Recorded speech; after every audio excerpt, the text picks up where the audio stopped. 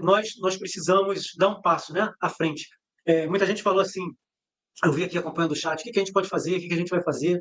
Vejam, depois do que aconteceu no final do ano e no início do ano, é natural que as pessoas tivessem medo, é natural que as pessoas vivessem um luto, até por toda a decepção, por tudo aquilo que acreditava e não se concretizou. Mas se nesse momento do país, todos nós estivéssemos nas ruas como nós estávamos no final do ano retrasado já, né? No final de 2021, se todos nós estivéssemos nas ruas, num movimento como foram os 7 de setembro de 21 e 22, final de 22, perdão, o 7 de setembro de 21 e de 22, contra tudo isso que está acontecendo, querendo, exigindo da imprensa, exigindo de muita gente um trabalho sério, um trabalho honesto intelectualmente.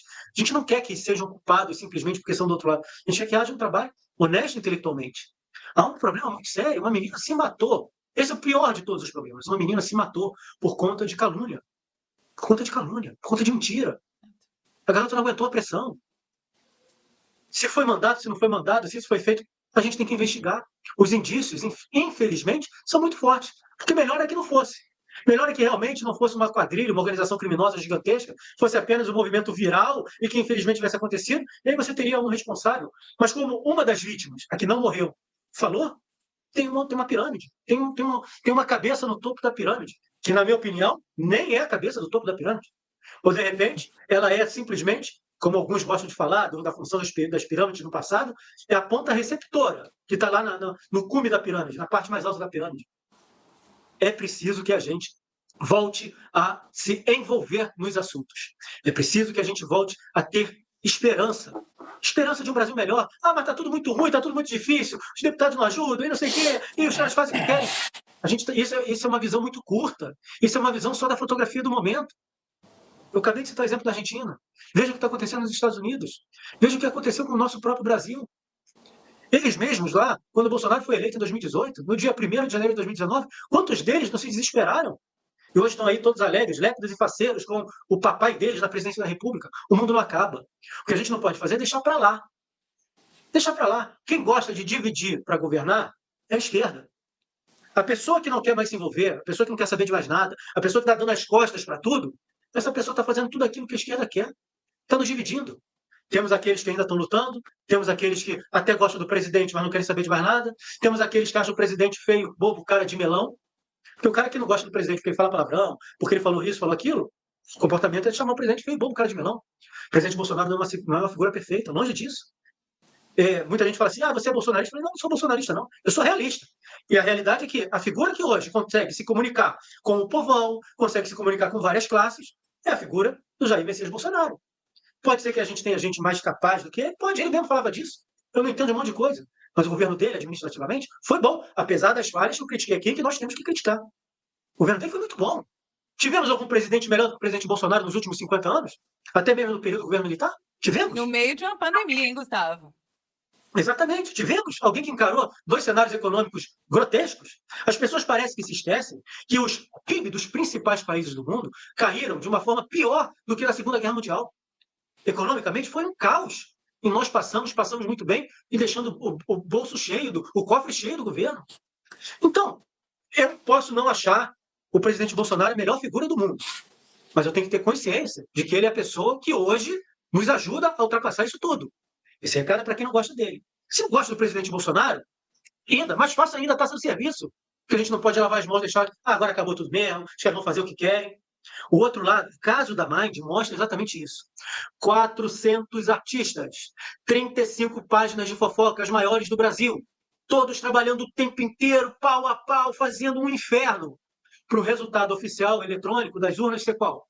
Qual foi a diferença? Quantos votos? Vejam a força descomunal que esses caras usaram para ter um resultado oficial do jeito que foi. Do jeito que foi. Não estou nem dizendo se ele está certo ou se ele está errado.